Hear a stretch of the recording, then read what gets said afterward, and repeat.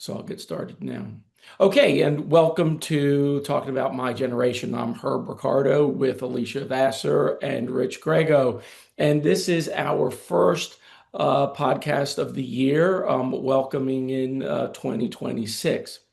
Today we're going to talk about Hannah Arendt, who is who was a historian and philosopher. She was born in 1906 in Germany, in Hanover, Germany.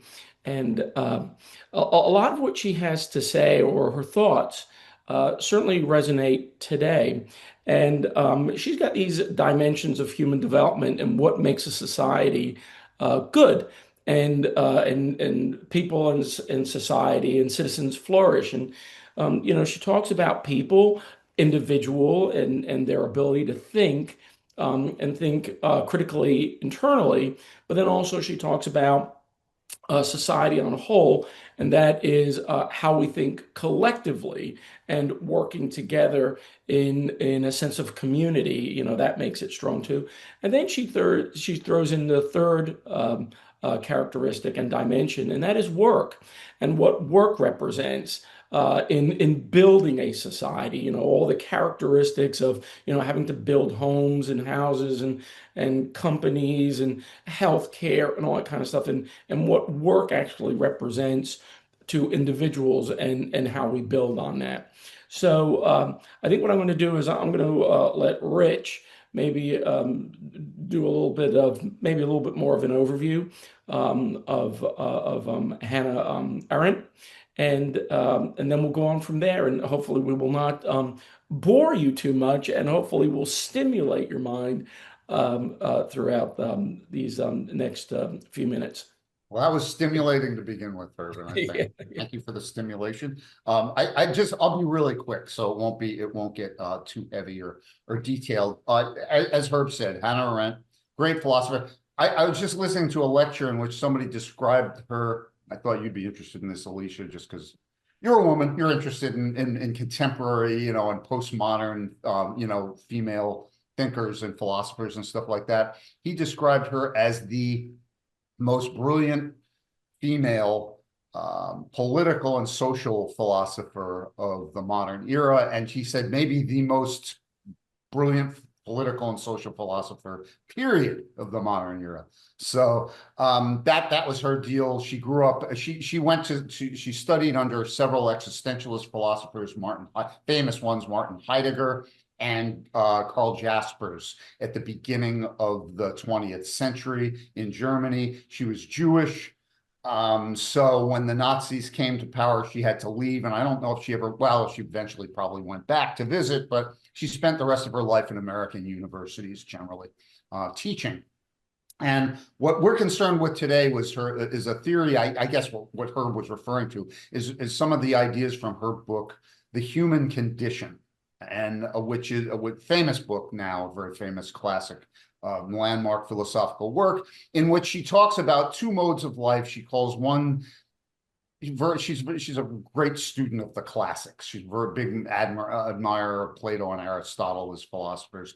So she uses a lot of Latin sort of phrases, and she calls one mode of life the vita contemplata, I guess is how it's pronounced, the life of contemplation, which is what you do when you're, in her view, when you're sitting at home in your library or lying in your bed at night, having a dark night of the soul, and you're thinking about what the meaning of everything is and who you really are and how you fit into it, which is very important. Maybe it's the most important aspect of life, but unfortunately, that's built on what she calls the vita activa, which is the active life, which we all have to live in order to survive and have houses to be in the bedrooms of, to have our dark nights of the soul. So the life of the book, The Human Condition, is mainly about the life of action, our active life. And she divides that kind of life, as Herb sort of alluded to here, into sort of three modes.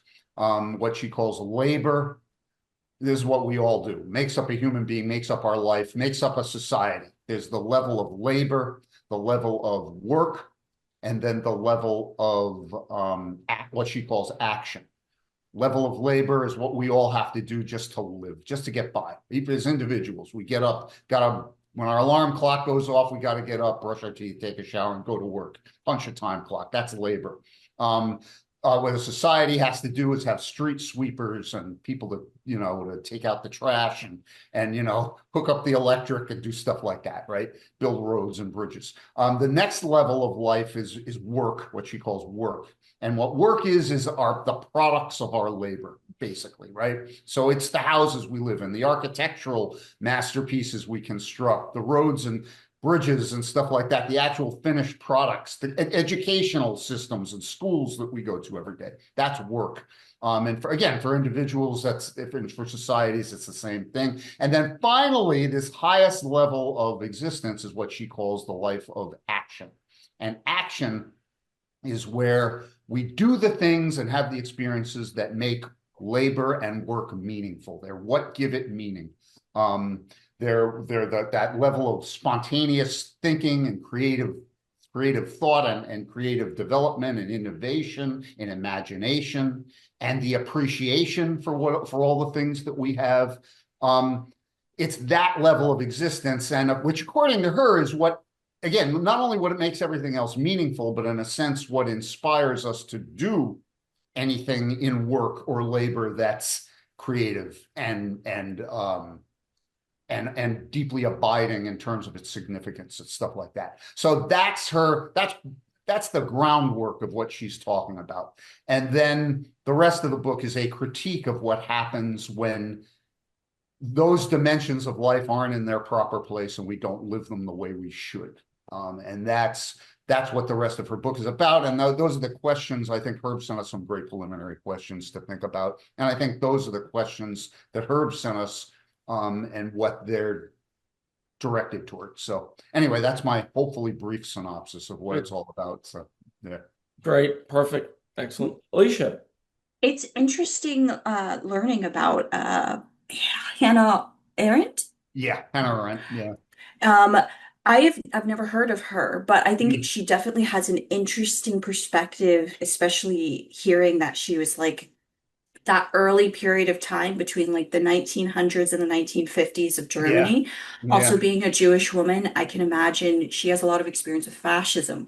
Very So I much. was very interested in the way that she kind of sets up like the bits of society that people forget are meaningful for Yeah. people to kind of connect. And I like the very communal nature Hmm. of Good point. of from the work that I've been reading of Hmm. her. Yeah. Yeah. And as a matter of fact, that's one of the features of what she calls the active life in society. It's always done in communion with at least your environment, but definitely mostly with other people. It's always an interactive, relational kind of a thing. The active life is all about things you do for their own sake and things you do in communion with other people and with the world. So that was really, I'm impressed that you picked up on that, because that's a big theme throughout her works. And as far as her interaction with fascism goes, that's what she actually sort of her popular stuff got famous as Herb shaking his head, because of her comments on you had the Nuremberg trials and the Nazis being Eichmann being captured and tried in Jerusalem, and just about fascism in general. She had a lot to say about that from her life perspective. So yeah. Yeah, and in reading her information and what she has put down, I tend to find that it's very similar to today, where we as a society are looking at our institutions and we're looking at our own personal behaviors, and we're trying to figure out, whereas decades ago, where probably we didn't have a whole lot of social media, and there wasn't this activity online that everybody can see. We were confined to understanding that it was the environment of the institutions and the people that we interacted with that shaped a lot of us. And I think what happens now is that we're able to see a lot of the political environment um, trying to shape us to some degree, and social media Okay. And one of the things that I get out of her is that we must be free thinkers. We must be able to not just adhere to what the institution tells us or the government tells us, but collectively, we need to understand ourselves and then collectively come together and discuss what we like, what we don't like, what we want, and what we don't want. And I think where this is so important today for us and why I thought it would be a very good topic is that I think sometimes now when we're on social media and when we're talking to individuals, we tend to uh, we tend to parrot what the government through social media has told us how we need to act, behave, or whatever it might be. Um, you know, what one side supports LGBTQ, wants equality for others. Another side basically says we need to follow these particular rules, and either one is not good in its own right, and it's not bad in its own right. Is there a way that collectively we can work together? And then on top of that, through AI, we're reducing what work really does for us.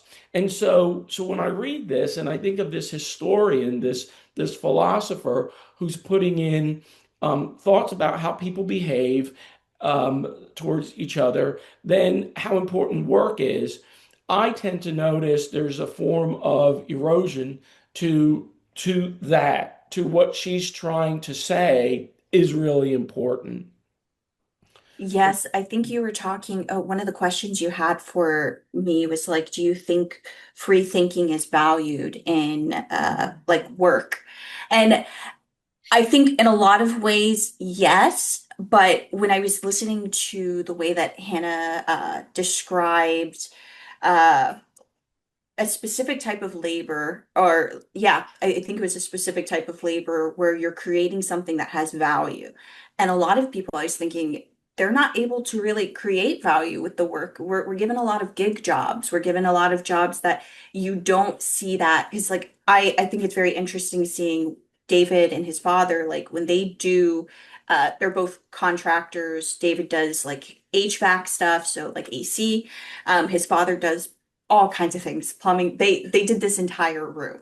So watching them, like they physically had something to see once they were done with all of the work that they did, like 2.5 weeks of construction on the room, and we have an actual I like I see that value in that. And I think it's harder and harder for us to find that in our work, um, with the jobs that we have access to. Yeah, yeah. Again, there is this thought process that companies, organizations are not valuing the individual's creativeness and innovativeness, even though this is what we talk about. We talk about it all the time and we say that this is what we want. But once someone comes into the workplace, I'm starting to get this feeling that a lot of the cultures are, listen, we're going to tell you what you need to do. We've hired you to do this particular job, this particular way. And I think young people who have they're at a prime time where they're trying things out. This is where you start to design and develop your craft, whether it's in the office, whether it's whether you're a plumber, doesn't matter. But this is where you fail at certain things and you learn from those failures and you try certain things. And I think that companies in a way are taking away the thought process and saying this is how we want you to behave, this is how we want you to think, this is what we want you to do. And and and and that's coming out of a lot of Gen Z's frustration with the workplace, not to mention even other generations are seeing that too. Rich, what do Yeah, you think? yeah, that's one thing that I get back to Hannah Arendt. That's one of her critiques of she saw located this like so many of those early 20th century and American, European. A lot of people, Alicia has brought up James Baldwin and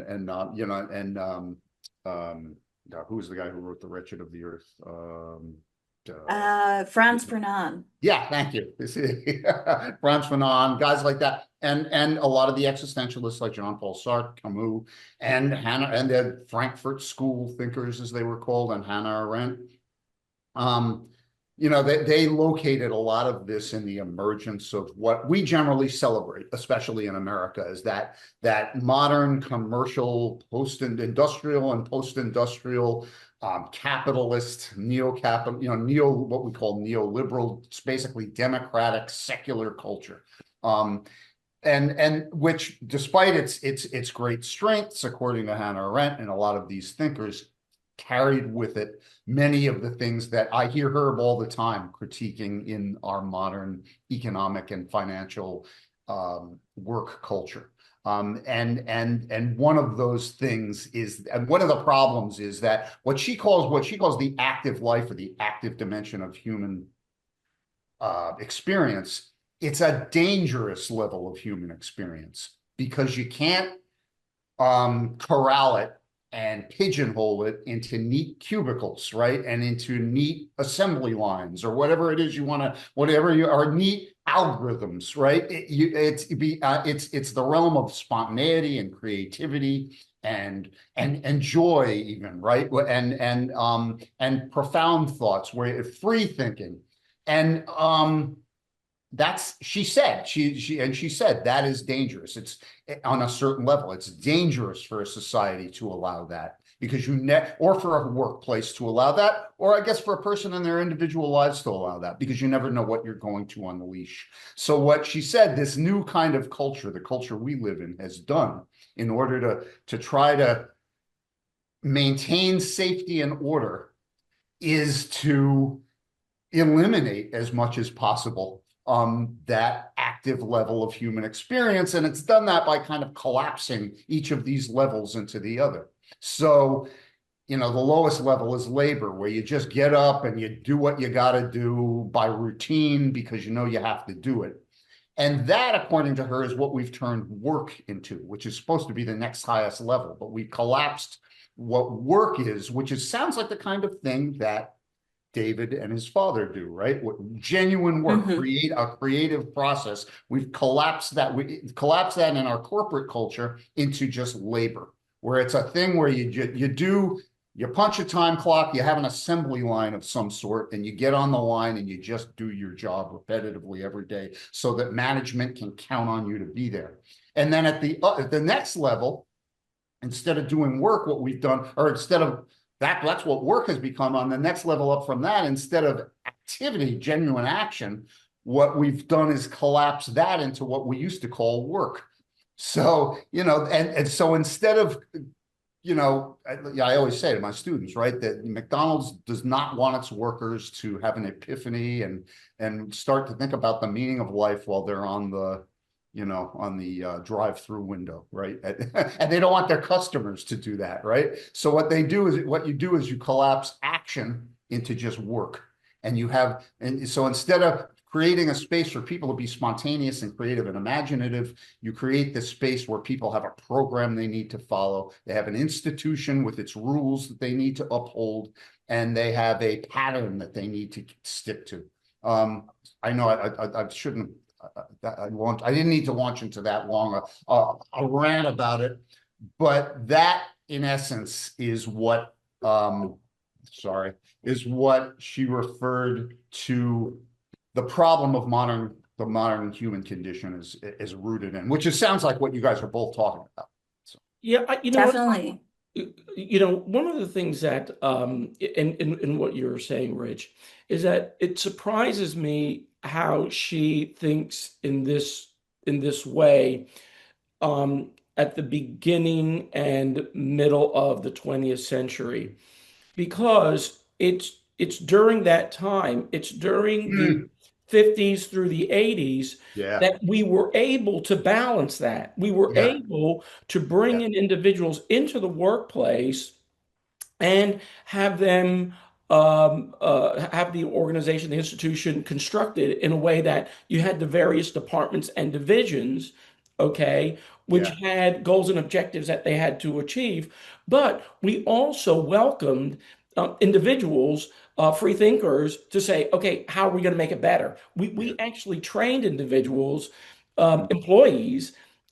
We want you to think about that because we know that you thinking about the product, the service, how to deliver it to the customer, we can do it well. What's really interesting is we went through that process, and now we're at a situation, or we're at a location, we're at a time where that's kind of eroded. mm, And so it's almost like she's jumped from. mm, Now, of course, I know where she comes from, Germany during the 30s and the 40s was almost like the way we're looking at today, mhm. 80 I years don't think later. that's insane. I don't think Okay. that's insane to say. Mm, And so what happened was is it kind of jumped. It's almost like this bridge was created, and in the mm, middle, we did everything that we were supposed to do. I would be criticizing if I read this, I would be criticizing this more in the 80s and 90s, mm. 70s, 80s, and 90s, but I can't criticize it today. I can almost agree with some of it. Yeah, that's interesting. Do you think it was, and I'm wondering if my guess is she would say that may have been the case. But again, like you could say about any of these great things that happen, in a sense, the Industrial Revolution in itself was in a lot of ways was a great thing. Revolutionized, changed the lifestyle, and improved the way of life for millions of people all over the world. Same thing about the scientific revolution.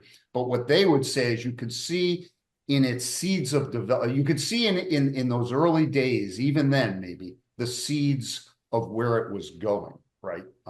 So, you could see how the scientific and technical mentality, great as it is, could become a monster, which is literally right what the novel Frankenstein was all about, from another prescient person at the beginning of the Industrial Revolution.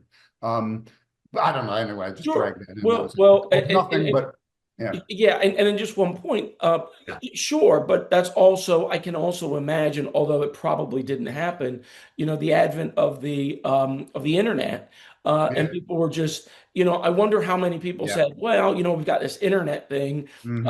and it's great and it's wonderful. Everyone's going to get Yeah. on it. We're going to have a lot of, we have move data and Yeah. information and connect with each other and everything else. And I'm sure some people say, well, it can be also used for bad, which Yeah. of course it is. So there's no doubt. I mean, and people certainly a lot smarter than me, back Yeah. then, 100 years ago, Yeah. Yeah. probably said, "Oh boy, this potentially can go off the rails." But in doing so, if you'd stayed that way, then you wouldn't have had all this other goodness too. Yeah. This is one of those problems. Yeah. Absolutely. Yeah.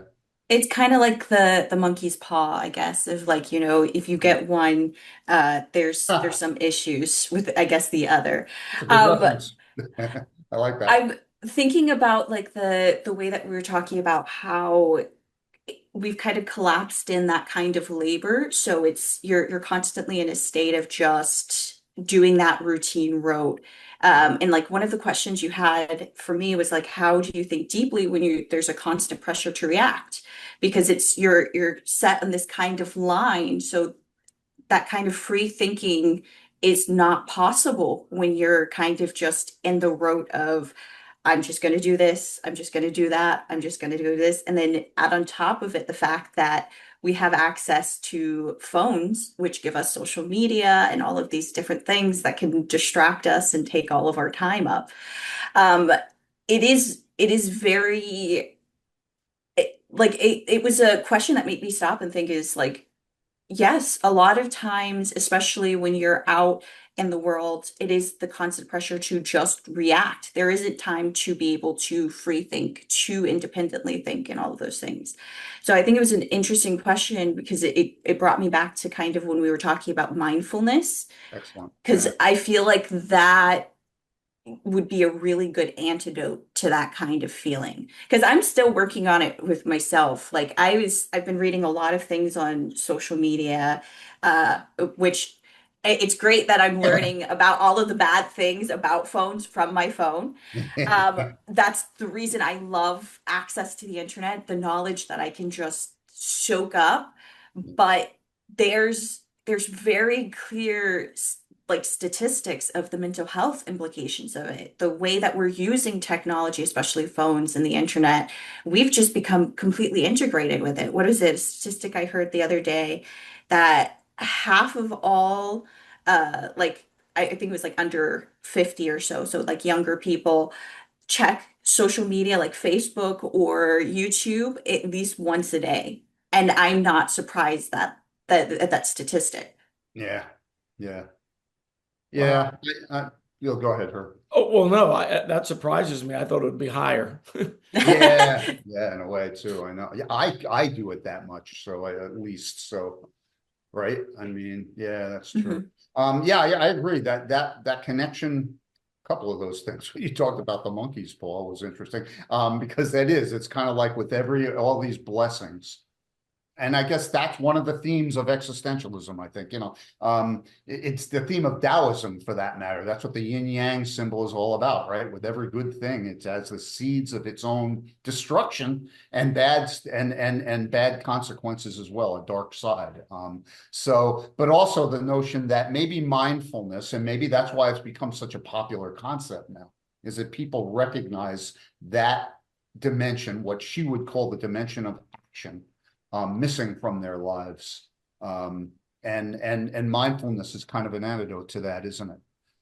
Again, tough doing it when you're on the food, the drive up window of McDonald's, but I guess, that's what but maybe it's not. I guess if you cultivate it enough, no matter where you are, you can be mindful, no matter what you're doing. And I suppose in the Zen Buddhist tradition, say in Japan, where you have things like tea ceremonies and archery and things like that as them using that as meditative practices. I guess the idea there is incorporating mindfulness in the most minute, meticulous, engaged activities you can do. So maybe that's I'm very hopeful with it because I've been seeing a resurgence in people. Like we were talking about hobbies and how people are re-engaging with them. I've seen a lot of people that are they're realizing, yes, I love the specific things that we get access to with internet and social media and stuff, but especially with how much it's become integrated into every facet of our life and it keeps us going and going and we're not able to do that mindful reflection. I think I'm seeing a lot more people aware of it. Yeah, I think people are fighting with it. I think they're fighting with it because sometimes there isn't that environment outside of social media and this. Where do you go? Do you go to Starbucks? Do you go to a cafe to mm, try to find an environment? What happens is a lot of us, years ago, because you didn't have a lot of technology to take up a lot of your time, you would be out and you'd hang out with your friends. About three or four of you would hang out and you would talk about certain things, whatever. And that's how you formulated a lot of your opinions and ideas and your beliefs. And then, you brought them to your home, you brought them to your other friends, and this kind of all moved around. I find that that's actually kind of drying up a little bit. And what we're doing is we're spending a lot. Our third place is social media and the sense of community where we all are so different and we can act so different. We act individually on mm, these platforms versus collectively. And so then it's hard. We go into the workplace and the workplace almost pushes us to just act individually and not necessarily collectively. They talk about it, but in a way they don't want us to do that because that takes time. And when you're sitting around talking to someone about the issues of the organization and the customers or whatever that might be, it just might be like, what are you doing? You should be working, but that is work. And that's the problem. How do we kind of get back to that? How do we give value to yeah. sitting down and just talking to each other? And then, of course, that's from the work perspective, but then also, Alicia, from your perspective of wanting to be feeling more relaxed and calm and everything else, this in a way, strangely enough, as much as it I put together a little deadline on how do I, research a little bit of this information for us to do this. So it's a little bit of like work, but strangely enough, and I've shared this, and I think we all have. I look forward to it. It is it's I wouldn't say it's relaxing to me, but it's stimulating in a collective way, right? And then what's Action. interesting, huh? It's action. It It's is what you action. would call That's exactly action, it. On what right? she says. That's right. We've Yeah, created the action. And yeah, then what I love about it is I talk to other people about this. And that's what's so good about it. So, I've tried to use the platform of technology right. for design, if I could, if we can, for collectiveness. And then I take that and I share it with the different. So even though they weren't here, because they'll ask me, well, what are you talking about this week on your podcast? What, Mhm. watch the podcast, and so, but I do, I share it with them, Yeah. and everything else. And so this is a way of creating, that collective environment. One thing, just Mhm. quickly to interject, just in terms of what you were just saying, Herb, I think, right, like what she would, I think Hannah Arendt, just to get back to Hannah Arendt, since that was our topic, this engagement is, I think, what she would call action, the realm of action, because it's interactive, spontaneous, it's done for its own sake, and we're being creative in our thinking. The example you gave about people at work talking about what they're going to do on the job is what I think she would call action, right? Sure. And Yep. and Yep. then the boss coming out and saying, "Hey, why are you wasting your time? Just why don't you just do your job?" That would be where she would say, the contemporary workplace is collapsing action into just work. And Correct. then once you get to people, the kind of boss who's like, keep micromanages every minute of your time while you're at your desk or in your cubicle, that's collapsing work into what you would call labor. It's, where you're Right. just doing what you got to do sort of mindlessly. So just to give that Excellent way. illustration. Yeah. Great job, Rich. Yeah. Excellent way to design how she thinks, Yeah. Alicia. I would be interested in seeing like because there's obviously technological advances that would have influenced Hannah Arendt at the time, Yeah, I bet. but seeing like we have access to being able to like communicate with each other through internet and all of those different things, but Yeah. it's that action of actually doing it, of being able to connect and talk that Yeah. really feels meaningful. And I Yeah. think a lot of people seek there's a lot of friction. Um, and maybe it's that kind of labor part of Mm. relationships, of projects, of different aspects Yeah. that I think is really represented there. Excellent point. Yeah. Yeah. Um, One thing I was going to ask both of you guys, especially Herb, I suppose because you've written and talked and you teach. This is your wheelhouse. I was listening to a lecture by a historian the other day, um, and he was talking about the founding fathers, because as you know, I'm doing some research and writing about this right now. He's talking about the founding fathers and their vision of leadership. And what this historian was saying is what they would say has happened now, not only in our government, but in our workplaces and our corporations and businesses and things like that, is that what we used to, and what during the founding fathers' time, at least for them in the realm of government, they referred to as leadership, which is to really be an innovative moral example to the people who are inspired to follow you. We have traded that for what he calls a culture of management.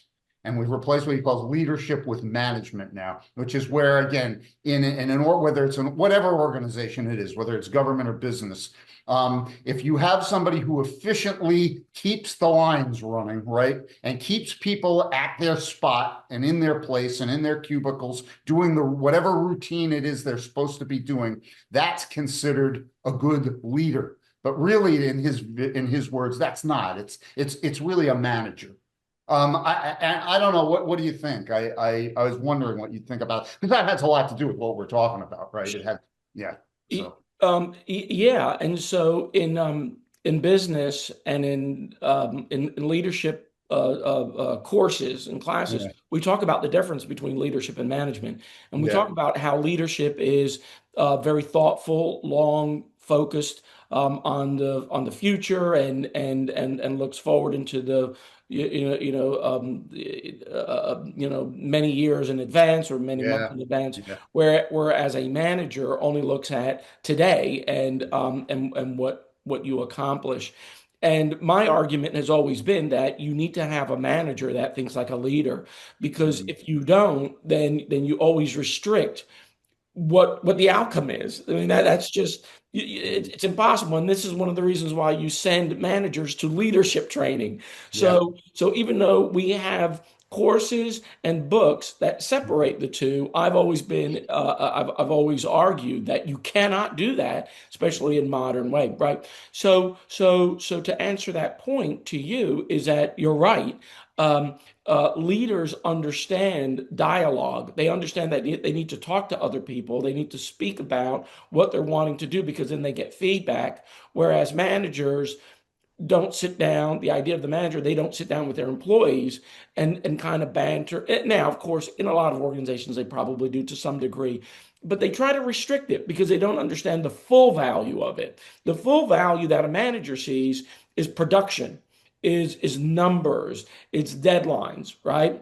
Right. And a leader sees beyond that. Yeah. And so how do we get back to a point where a manager recognizes, hey, we might miss a deadline, not all the time. You don't want to miss all your deadlines, but we may miss a deadline here and there. But in doing so, we have gained more knowledge about how we're going to do our particular process. Mhm. Um, Next month, next year, or how we're going to change it for better. And that's exactly I think that's where what you're talking about Yeah, absolutely. Yeah. that and now if you apply that same idea to our political environment, where there should be discourse between Republicans and Democrats, between two sides, Yeah. versus we're not going to talk, we're just going to do whatever we believe needs to be done, then that destroys the Yeah. value of moving forward. Yeah. And again, hence that's what I mean. I think that again highlights Hannah Arendt's notion of how maybe we've destroyed the realm of action in favor of either work or even worse labor. Labor, yeah. And the good concrete examples, and what you were saying as well. Mhm. I think Hannah Arendt was kind of showing this feels kind of inevitable to capitalism. Like Mm, it's hard. I was thinking about the fact of like trying to balance those things. A lot of times being introduced to work as a someone in the younger generation and stuff, it can be very disconnecting, isolated. Those things don't matter a mm, lot. And we understand they don't matter. A lot of people don't have the same stability and they don't still have access to things that they need from their jobs to make yeah. it worthwhile. Mm, Yeah.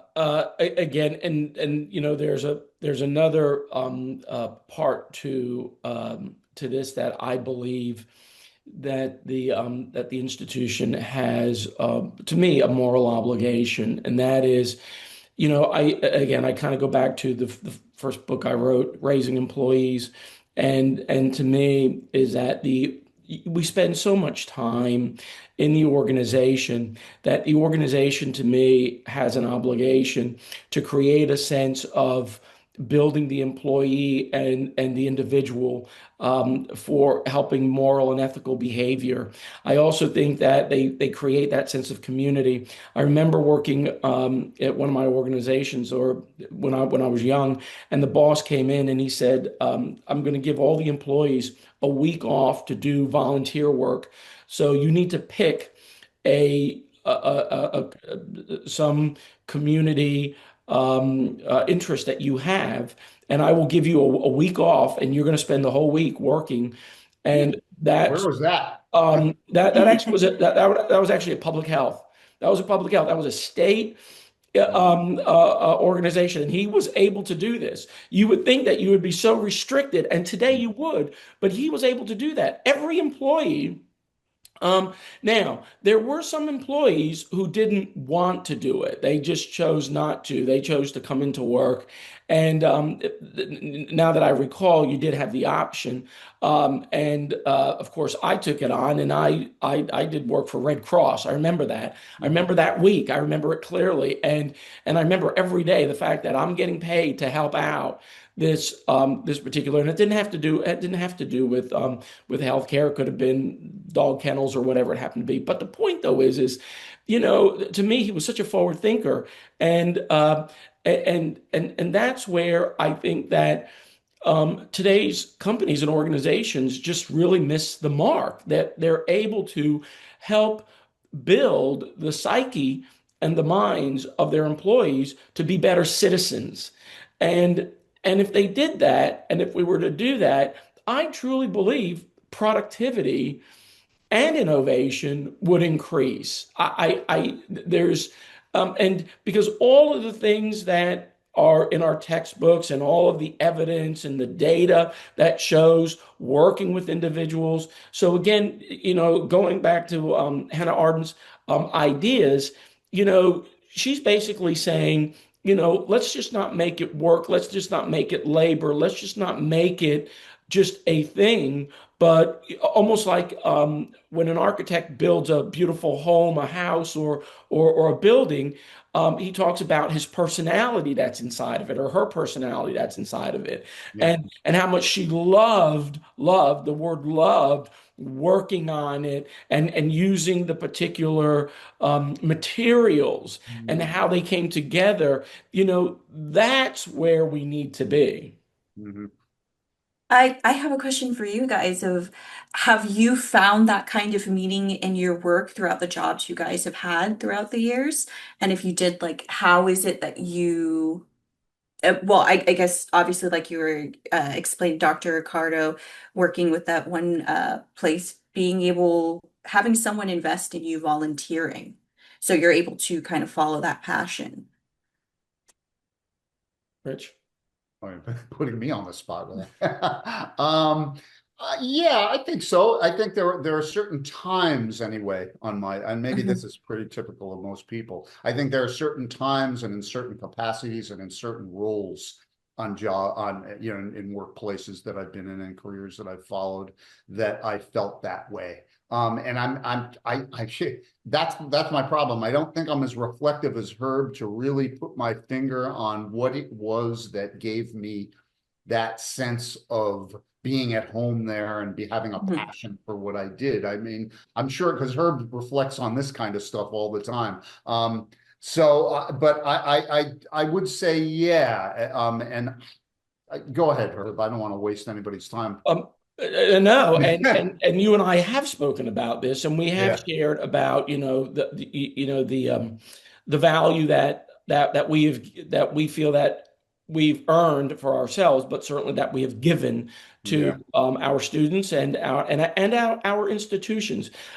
Yeah, for me, I must admit, I'm again, I always say I'm one of the lucky ones. I started studying motivation and productivity and self-esteem and self-concept, and listen to the Zig Ziglars and the Tom Peters of the world who really injected a lot of optimism into me. And so even in the workplace when it didn't appear to be as optimistic as I would have liked for it to have been, I always had optimism that tomorrow will be a better day. And in doing so, every day was better. Every day is better. And I truly believe that as again with Rich, the two of us have been, friends for many, many years, decades, that we talk about, how we're trying to make the world a better place for our students.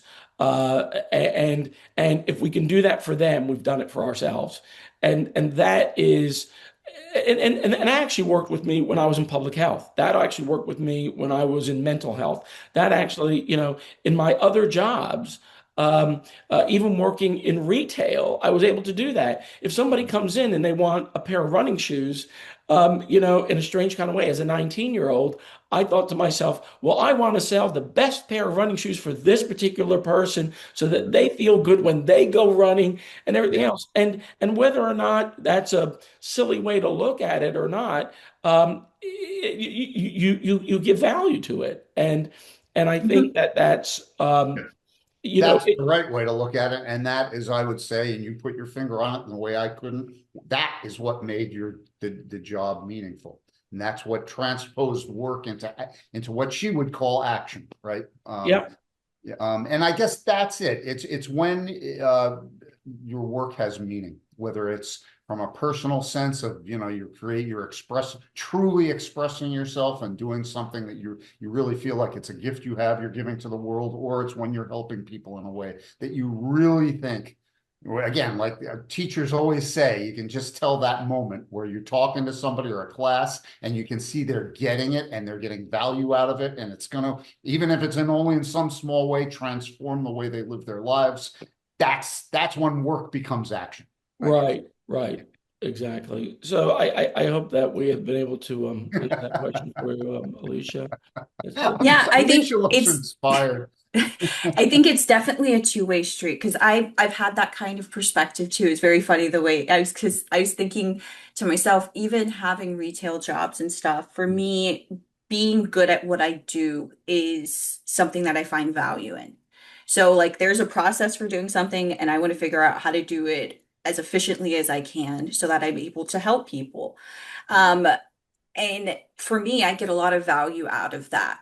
And I think that's been very helpful for me in my work because when people can see that, I mean, it's besides the value that I'm able to get from it, because I see for me, even learning different skills, like I still use skills that I learned making sandwiches at Panera.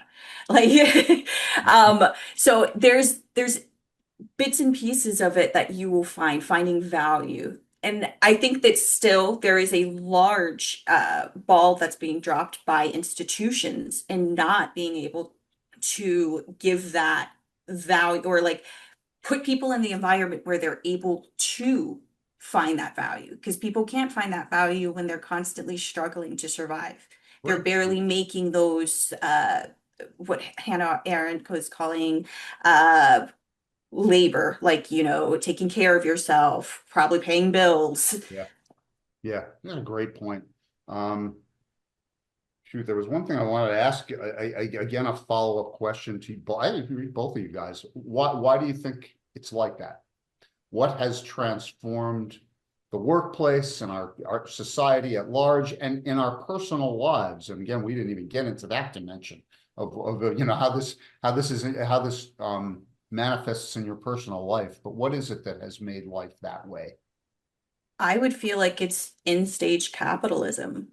Yeah. It's just a byproduct of continuing to see those seeds that were originally planted, not doing anything to mitigate them, Mm, even though there are ways we could have mitigated them. Um, and I think it's definitely drained a lot of hope.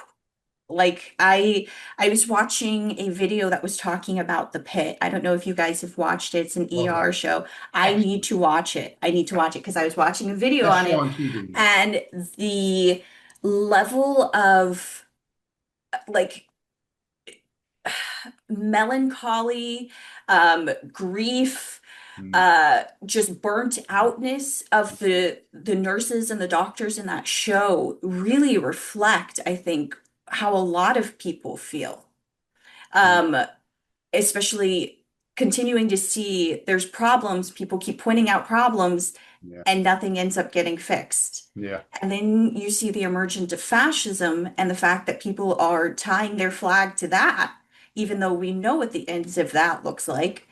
Um, it is definitely I don't know where I was going with it, but it's definitely a hard environment. Yeah. I think we've moved into this space because the access to money and wealth at the top could move so fast that the the generation, not generation meaning generational, generating wealth can be now so addictive to individuals who have that it's permeated through most corporations Mm. and even some institutions now that ordinarily wouldn't necessarily, I'm talking about even some nonprofits, to the point where they've lost their mission.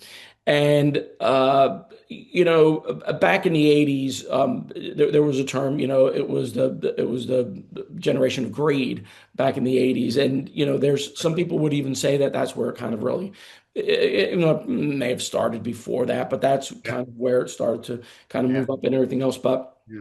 um, it was still tame compared to the last decade here now. No. So I think that the corporations believe that citizens and customers are going to just be satisfied with whatever they give them. And I believe there's a lot of collusion. I've shared this, and so I think that's why we're here. Mm. Uh, um, maybe there's something more. I don't know that I can say that it's only because of capitalism. Sure. Um, um, eh, Socialism lives a little bit differently in a lot of other countries than the way it did when it first originated, and I think capitalism is living differently today in the United States than it did Yeah, for the better part of a century. yeah. So it's just changed, and we need to change it so that it truly benefits more people and increases the quality of life. And that's where a lot of us need to really put a lot of our focus. And I Um, think it could be easy to lose that. Is like what we want as a collective is for people to have a better life. And it feels like I don't hear that a lot. It's just trying to grasp onto what little you have, being scared of the idea that uh more people means less for you, Mm. and seeing it more as this is kind of part of the human experience is seeing your neighbor, wanting them to succeed, wanting them to be healthy, happy, feel fulfilled. Um, and I think that's kind of important for people to kind of remember. yeah, yeah. Um, we are going to continue with this conversation in various different forms throughout this year. This has been absolutely terrific. I just love that we move from individualism to collectivism to the workspace, workplace, and then really from the perspective of my two great friends, Alicia and Rich, where you bring in such great philosophical thought. I always learn from you. I appreciate you both. I look forward to 2026 being another terrific year for us and hopefully for the rest of the world. So thank you all for being a part, and thank the two of you. And Thanks, guys. we will see you next week for another round. And so everybody else, keep it between the lines, and we'll see you around.